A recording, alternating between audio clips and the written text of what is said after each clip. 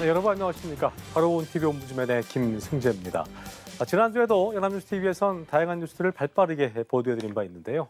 먼저 한 주간의 주요 뉴스부터 만나보시겠습니다.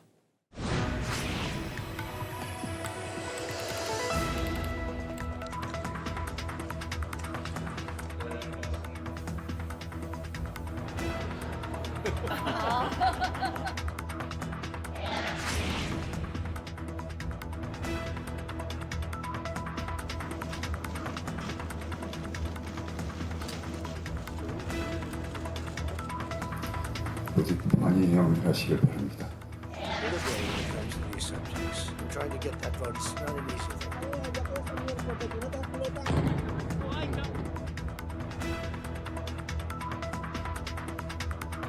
Right now, Greenland is covered with Russian.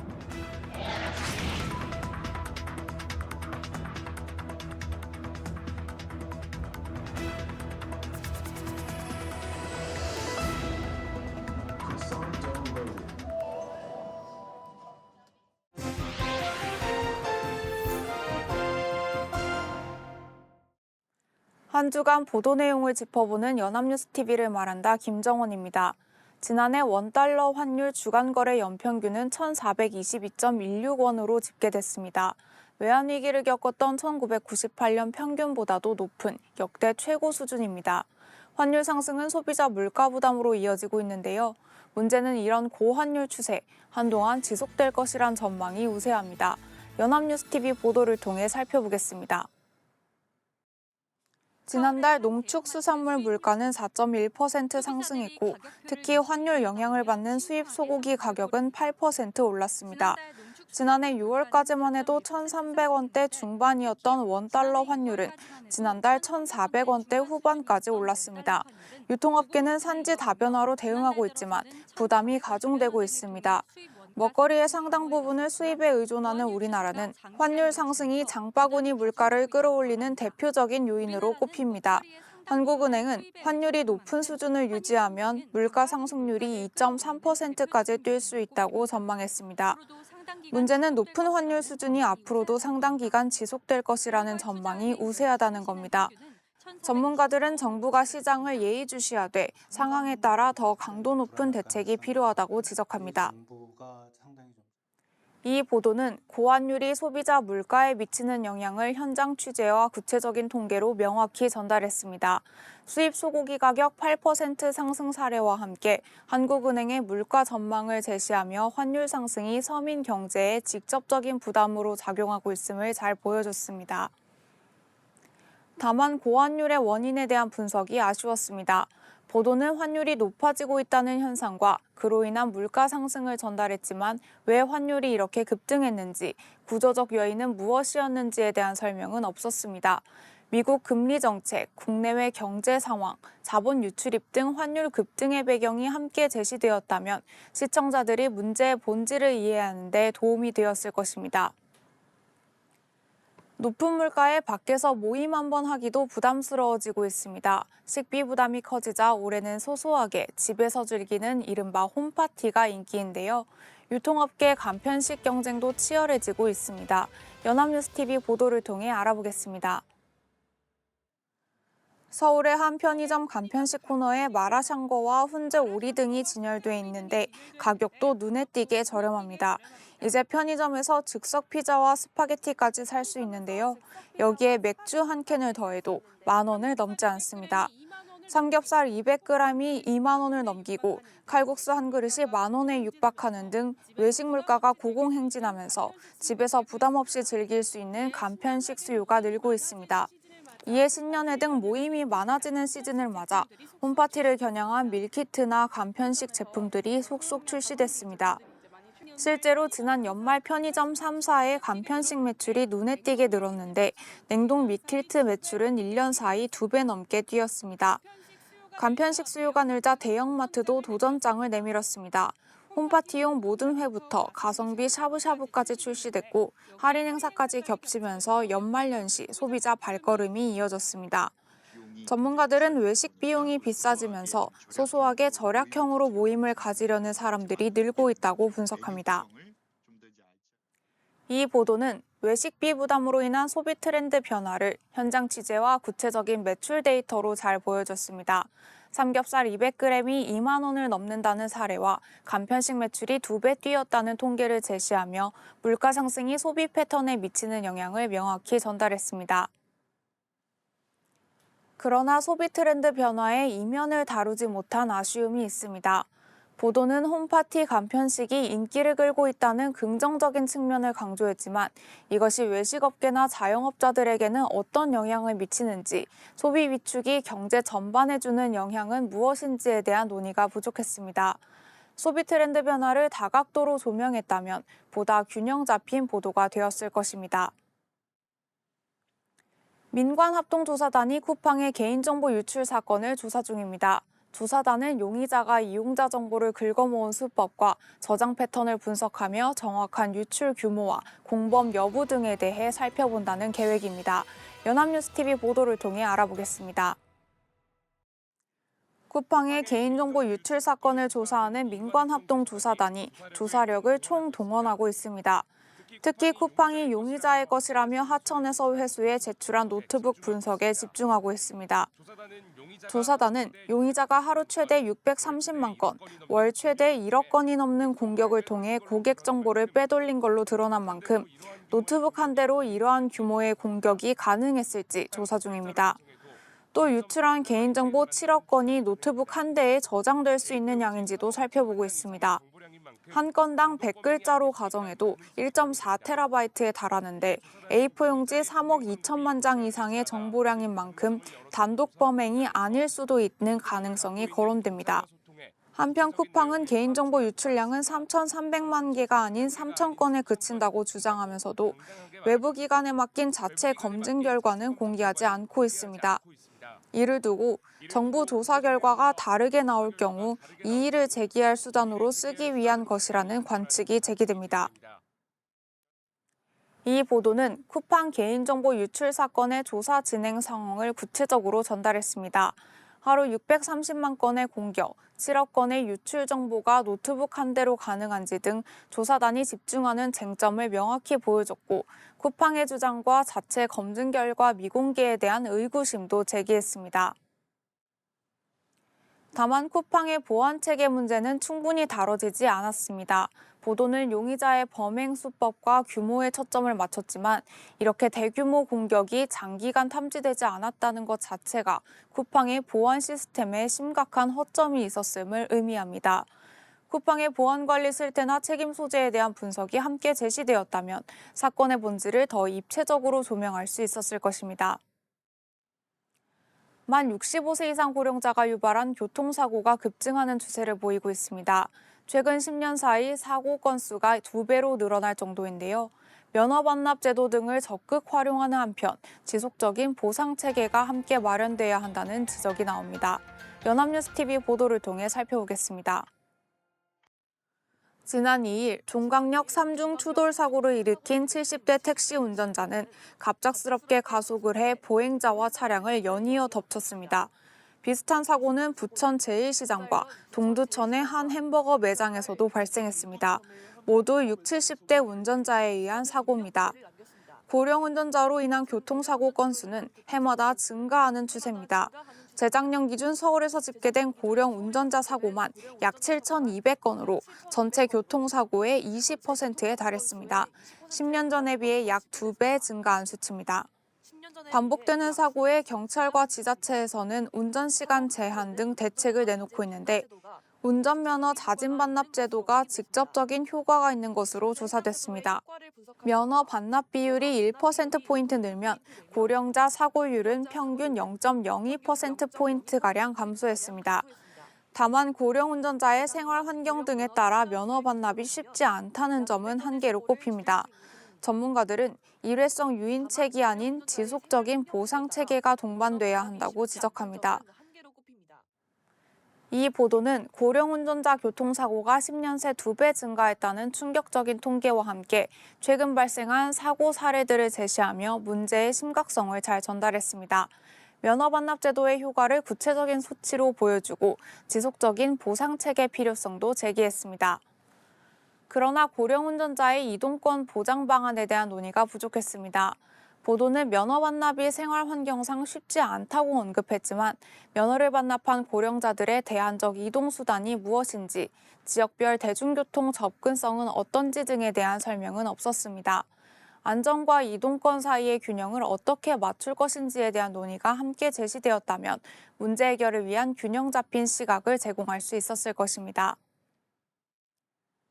베이징에서의 한중 정상회담을 계기로 양국 정상은 문화 콘텐츠 교류를 점진적으로 확대하기로 했습니다. 본격적인 한한령 완화 여부는 불투명하지만 축구와 바둑 같은 일부 분야부터 교류가 늘어날 것으로 보입니다. 연합뉴스TV 보도를 통해 살펴보겠습니다. 사드 배치를 계기로 중국이 비공식적으로 내린 조치인 한한령이 완화될 가능성이 열렸습니다. 이재명 대통령과 시진핑 중국 국가주석은 베이징에서의 한중 정상회담에서 문화 콘텐츠 교류를 점진적, 단계적으로 확대해 나가자는 데 뜻을 모았습니다. 두 정상의 대화 과정에서 언급된 바둑과 축구 분야에서부터 교류가 추진될 것으로 보입니다. 드라마나 영화의 경우 실무 단위에서 향후 협의해 나갈 예정입니다. 특히 중국은 우리 기업이 핵심 광물을 원활히 수급할 수 있도록 노력하겠다는 입장을 확인했습니다. 이 같은 관계 정상화 기조 속에 양국은 K푸드 수출 지원 강화, 과학기술 협력 확대 등 14건의 MOU를 체결했습니다. 두 정상은 회담에 이어 국빈 만찬까지 4시간 넘는 공식 일정을 함께하며 긴밀한 스킨십을 쌓았습니다. 만찬 후 이 대통령은 SNS를 통해 시 주석에게 선물 받은 샤오미 핸드폰으로 촬영한 셀카를 공개하기도 했습니다. 이번 보도는 한중 정상회담의 주요 성과를 구체적으로 전달했습니다. 문화 콘텐츠 교류 확대 합의와 함께 바둑, 축구 등 구체적 분야를 언급하며 한한령 완화 가능성을 보여줬고 14건의 MOU 체결과 양국 정상의 화기애애한 분위기도 잘 전달했습니다. 다만 합의 내용의 실효성에 대한 검증이 부족했습니다. 보도는 단계적으로 교류를 확대하기로 했다고 전달했지만 이것이 구체적으로 언제부터 어떤 방식으로 이루어질지, 과거에도 유사한 합의가 있었으나 실행되지 않은 경우는 없었는지 등에 대한 분석은 없었습니다. 정상회담 성과를 전달하는 것을 넘어 그 실현 가능성을 비판적으로 검토하는 시각이 보완되었다면 더 신뢰도 높은 보도가 되었을 것입니다.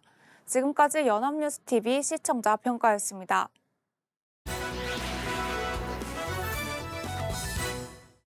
네, 이번 시간은 주말에 방영되는 제작 프로그램을 대학생의 시선으로 분석 및 평가해보는 시간이죠. 캠퍼스 TV 리포트입니다. 이번 주에는 인천대학교 오정호 학생과 함께하겠습니다. 어서 오십시오. 안녕하세요. 네, 정호 학생 지난주에 어떤 프로그램 모니터링했습니까? 네, 저는 매주 토요일 오후에 방송되는 연중기획 하모니를 모니터링했습니다. 지난 방송에서는 제주도에서 수제버거집을 운영하고 있는 제시카 씨와 동섭 씨의 이야기를 다뤘는데요. 푸른 바다가 손짓하는 제주에서 하루도 웃음이 멎을 날 없는 한미 부부의 일상이 따뜻하게 그려졌습니다. 고향에 대한 그리움에서 시작된 도전이 제주의 삶으로 뿌리내리기까지 두 사람의 소소하지만 진심 어린 이야기 지금부터 함께 만나보시죠.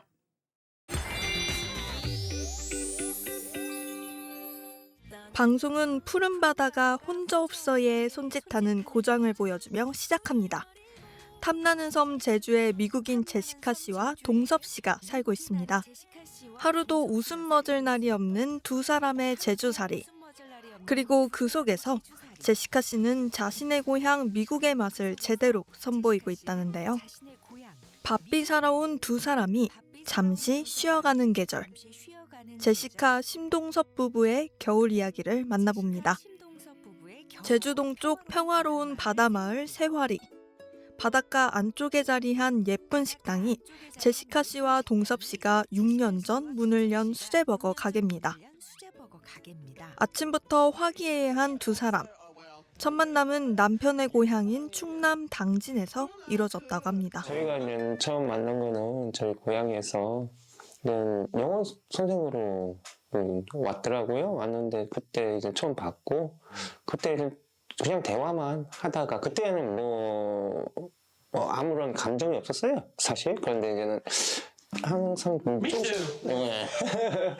아내 제시카 씨가 제주에서 살아보고 싶다고 하자 남편 동섭 씨는 제시카 씨의 바람대로 아는 이 하나 없던 제주에서 오랜 시간을 들여 예쁜 2층 집을 손수지었고 이곳에서 미국식 수제버거 가게를 운영하게 됐다고 합니다. 이름난 관광지는 아니어도 찾아오는 손님들이 제법 많다네요. 남편의 요리구역 정리가 마음에 들지 않는 제시카 씨. 잔소리를 살짝 해봅니다. 내가 즐겁잖아. 아유. 2NE1 빅뱅 노래에 맞춰 흥을 돋구는 주방의 DJ 제시카 씨. 덕분에 동섭 씨도 웃음 폭발입니다. 제시카 씨의 흥이 첨가된 미국식 수제버거 완성. 손님에게로 향하는 길. 노래하고 춤출 때만큼 즐거운 순간이라네요. 제주에서 만난 미국의 맛은 어떨까요? 한 입 크게 버거를 먹는 손님은 살짝 매운맛이 훅 들어왔다고 하는데요. 한국인의 입맛에 딱 좋은 맵기라고 합니다. 제시카 씨의 버거 덕분에 이곳은 미국인가 제주도인가 헷갈리는 맛이라네요. 미국 테네시주에서 온 제시카 씨는 고향에 대한 그리움을 달래기 위해 버거를 만들기 시작했다는데요. 가게를 차린 후 반년 후에는 손님들로 문정성시를 이루었답니다. 재료 준비부터 요리, 서빙, 청소까지 직원도 없이 오직 2사람이 꾸려가는 수제버거 식당입니다. 관광객이 많은 봄, 가을에는 지금보다 훨씬 바빴다네요. 때로는 제시카 씨에게 너무 큰 짐을 지어준 것 아닐까라는 생각이 든다는 동섭 씨. 제시카 씨를 쉬지 못하게 한 것 같아 미안한 감정이 든다는데요. 식당 문을 닫고 외출하는 부부. 이곳은 부부에게 특별한 추억이 있는 식당이라는데요. 부부의 결혼식 피로연을 이 식당에서 했다고 합니다.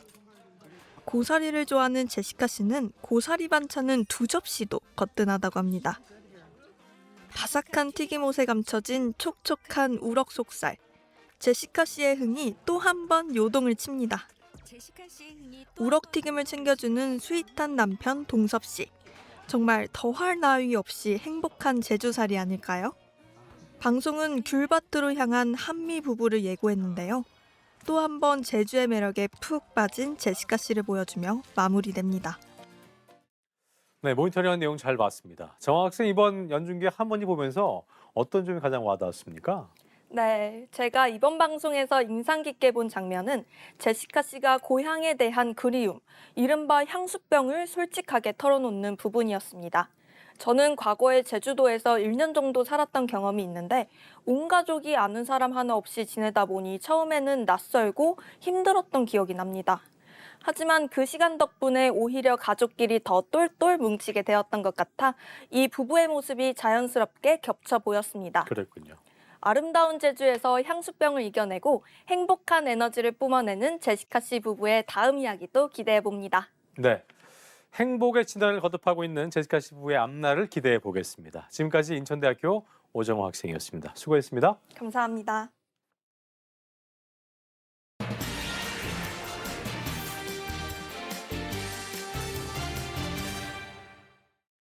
네, 쿠팡 사태가 해를 넘기면서 셀프 조사와 꼼수 보상, 청문회 태도까지 연이어서 도마에 올랐습니다. 언론은 기업의 책임 회피와 정부의 대응, 그리고 제도의 한계를 동시에 짚고 있는데요. 오늘 TV와 비평에서 해넘긴 쿠팡 사태를 바라보고 있는 언론들의 시선과 과제를 집중적으로 살펴보겠습니다. 도움 말씀에 국가공무원 인재개발원 김진수 교수와 함께하겠습니다. 어서 오십시오. 네, 안녕하세요. 네. 자, 쿠팡의 개인정보 유출 사태가 부적절한 후속 조치 때문에 더 큰 폭풍을 낳는 모습인 것 같아요. 네. 쿠팡의 아니단 대응에 대해서 언론들이 연일 강하게 질타를 하고 있는 상황인데 먼저 그 비판 내용부터 정리를 해볼까요? 네, 맞습니다. 정말 쿠팡의 정보 유출 사태보다 더 큰 문제는 네네. 이후의 대응과 또 후속 조치라는 공감대가 확산되면서 언론에서도 한 목소리로 쿠팡을 질타했습니다. 그렇습니다. 쿠팡의 일방적인 입장 발표와 또 미국을 향한 로비, 꼼수 보상이라는 쿠폰 발행, 그리고 김범석 의장의 청문회 회피 등에 대해서 무책임, 모렴치, 아나무인, 어처구니 없다 이런 표현을 써가면서 강하게 비판했습니다. 특히 한국어도 모르고 동문서답만 반복하는 해럴드 로저스 대표의 태도에 대해서 논란이 일었는데요. 한국에서 수십 조를 벌면서 국회를 무시하고 오만한 태도를 보인 쿠팡은 최소한의 설명이나 책임조차 외면했다고 지적했습니다. 예. 중앙일보는 국민의 화만 돋은 청문회라고 전하면서 국회에 불러 질책하는 것만으로 이번 사태를 근본적으로 해결할 수는 없다고 지적했습니다. 또 쿠팡의 미국 내 로비가 한미 통상 문제로 번질 우려에 대해서 언론의 관심이 모아졌는데요. 조선일보는 쿠팡이 미국 정부에 로비를 해서 이번 사태를 넘기려 하는 것이 아니냐며 돈은 한국에서 벌면서 한국 소비자와 정부를 무시하는 행태는 용납할 수 없다라고 지적했습니다. 한겨레 역시 한미 통상을 이슈화하려는 쿠팡의 의도는 더 큰 국민 반발을 부를 것이라고 비판했습니다.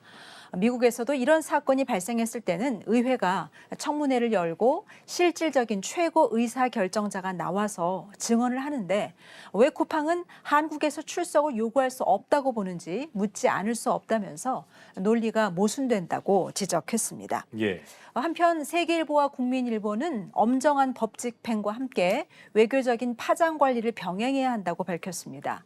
조사 과정의 절차적 정당성과 투명성을 분명히 하고 외교 채널을 통한 소통으로 인해서 불필요한 오해를 차단해야 한다라고 전했습니다. 그랬군요. 정부 같은 경우에는 쿠팡 사태 범정부 TF를 꾸렸고 또 입법, 또 행정 제재 같은 모든 카드를 총동원해서 전방위적인 압박에 나선 모습인데 네. 개인정보 유출 사태 말고도 뭐 산재 은폐도 그렇고요. 네. 탈세 의혹까지 살피겠다는 모습인 것 같습니다. 관련 내용 어떻게 좀 보도가 됐습니까? 네, 쿠팡의 어떤 그 피해 규모를 좀 축소하는 듯한 자체 조사 예. 발표가 있었는데요. 이에 대해서 이제 셀프 면죄부 논란이 일었었죠. 결국 진실 규명은 수사의 몫이 됐는데요. 예. 경찰이 수사 중인 쿠팡 관련 고소 고발이나 의혹은 현재 20여 건이 됩니다. 이 중에는 개인정보 유출 관련 외에도 김범석 의장과 박대준 전 대표의 국회 증언감정법 위반 혐의, 또 노동자들의 과로사 의혹, 예. 블랙리스트 작성 의혹 등이 있습니다. 결국 의혹만 키운 쿠팡의 해명에 대해서 언론은 전문가들의 다양한 관점을 전했습니다. 쿠팡이 중대한 보안 사고가 아니라고 주장하는 이유는 재판에서 유리한 고지를 선점하기 위해 한국 정부와의 갈등을 무릅쓰고 일방적으로 조사 결과를 발표했다는 분석입니다. 어떻게든 정보 유출 규모가 작다는 점을 어필해야 하는데 한국 정부의 압박이 워낙 거세기 때문에 조바심이 났을 것이라는 의견도 있고 또 국내 비판 여론을 감수하더라도 미국 주주의 집단 소송을 염두에 뒀기 때문이라는 분석도 있습니다. 그렇군요. 언론에서 특히 주목하고 있는 부분은 쿠팡에 대한 전방위 세무조사인데요. 미국 본사는 물론 김범석 의장 개인 비리까지 살펴볼 가능성이 제기된다고 전했습니다. 서울신문은 국세청이 쿠팡이 한국에서 벌어들인 이익을 어떻게 미국 본사로 넘기는지 과정을 면밀하게 들여다보고 탈세 혐의를 찾으려 하는 것 같다라고 전했고 예.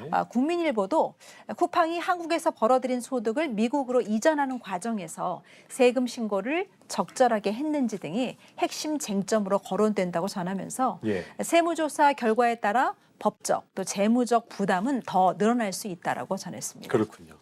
이 사태가 터진 이후에 뭐 저도 그중 한 사람이긴 합니다만 쿠팡 이용 고객들의 어떤 반응, 뭐 너 탈퇴했냐 안 네. 했냐, 뭐 로켓 할 거냐 말 거냐 이런 얘기를 또 주고받기도 했었는데 관련 업계 움직임도 그렇고 쿠팡 이용자들의 반응 같은 걸 보도를 또 많이 하더라고요. 네. 어떤 내용이 있었습니까?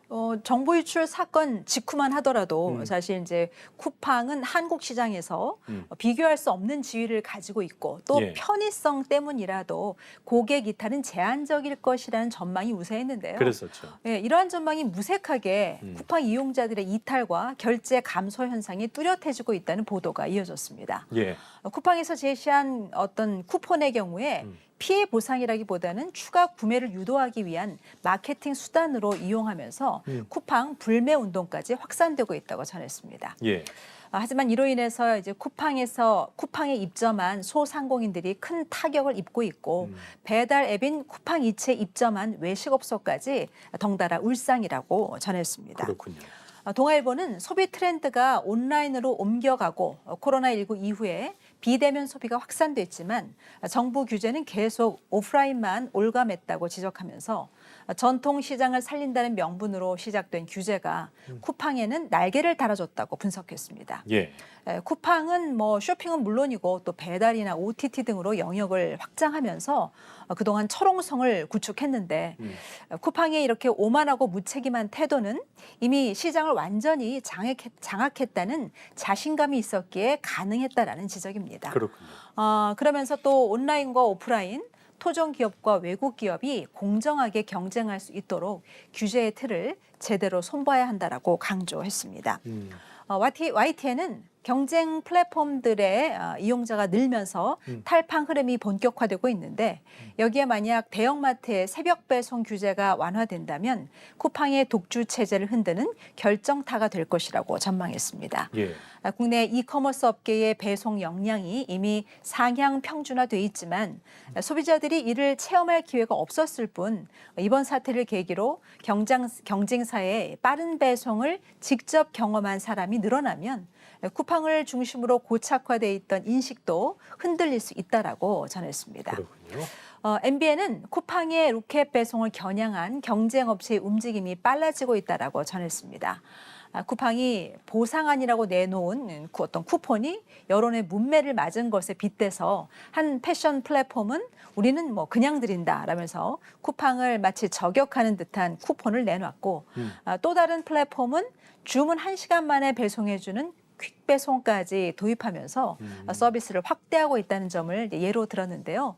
쿠팡을 떠나는 소비자들을 끌어오려는 업계의 움직임이 확산되고 있다라고 전했습니다. 그랬군요. 자, 이 같은 이런 위법 기업들에 대해서 여러 가지 제재 수단들이 언급되고는 있습니다만 그것이 이제 현실적으로 적용 가능한지도 봐야 하겠고 네. 지금 필요한 대책은 뭘까도 냉철하게 분석을 해보는 것이 진짜 중요할 텐데 언론은 이에 대해서 어떻게 보도를 하고 있습니까?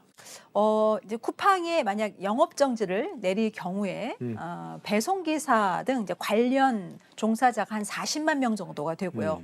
또 여기 입점 업체도 23만 개나 되기 때문에 현실적으로는 과징금 부과에 무게가 실리고 있습니다. 그렇습니다. 하지만 기존 과징금이 솜방망이 수준에 그치기 때문에 개인정보보호법을 개정해서 과징금의 상한을 매출액의 10%로 상향해야 하는데 법은 소급 적용이 안 되기 때문에 쿠팡은 개정법의 적용을 받지 않게 됩니다. 그렇군요. 그래서 특별법 개정이 논의되고 있지만 소급 관련 논란 때문에 또 쉽지 않은 상황이 전개되고 있습니다. 예. 언론에서는 개인정보보호법 개정 논의를 상세하게 보도하면서 징벌적 과징금과 집단소송 도입의 필요성과 한계, 그리고 또 과징금 상향의 실효성을 언급했는데요. 일부 언론에서는 정책 개선의 방향을 좀 비판적인 관점에서 평가하기도 했습니다. 하지만 정작 쿠팡이 두려워하는 것은 미국 내 상황이라는 보도가 있습니다.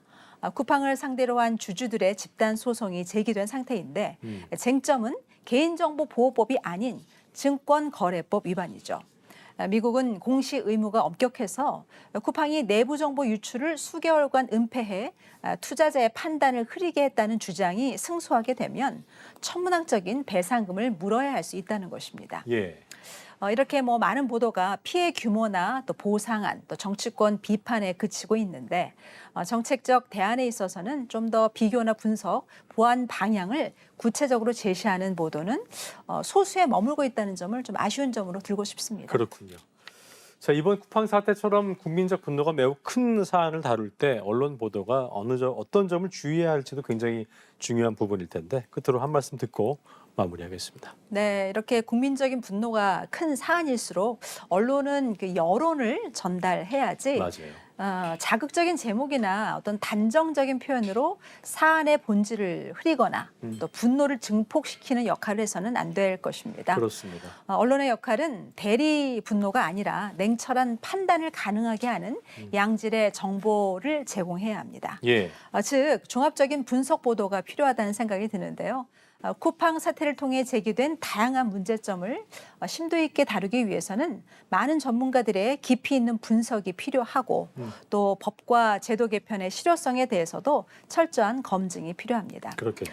특히 이제 비슷한 사례나 후속 피해를 줄이기 위해서는 제도적 장치의 필요성을 보다 좀 구체적인 사례로 풀어서 예. 국민들의 이해를 돕는 역할을 해야 할 것입니다.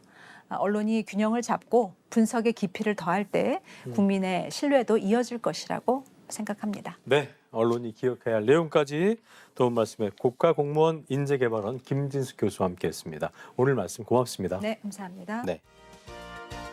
자, 저희 옴부즈맨 제작진은 여러분의 소중한 의견들을 기다리고 있습니다. 방송을 보시고 느낀 소감을 연합뉴스 TV 홈페이지 내 시청자 게시판이나 SNS로 보내주시면 됩니다. 저희는 다음 주 이 시간 다시 인사드리죠. 여러분 고맙습니다.